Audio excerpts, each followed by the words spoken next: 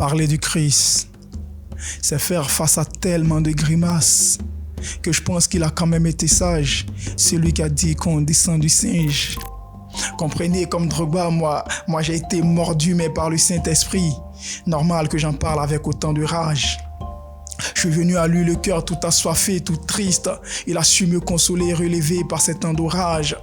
J'ai compris que ce monde était tout sauf sérieux quand j'ai vu des pères livrer leurs fils et vice versa. On verse dans le vice du plus jeune au plus vieux. Heureusement qu'il passera ce fichu monde comme le règne du Barça.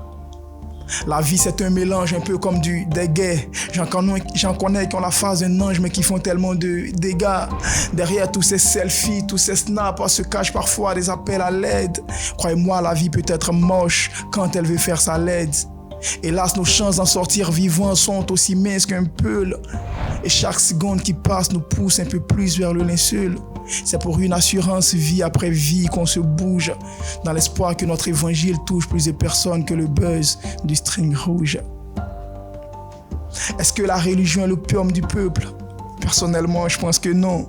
Par contre, le monde serait pire s'il faisait de l'opium sa religion. C'est vrai qu'il y a matière à douter vu ce que certains hommes de Dieu nous servent. Mais en vrai, ce n'est ni un pasteur, ni un prophète, Ramakant Shakababa. Mais Jésus seul qui sauve, ils savent.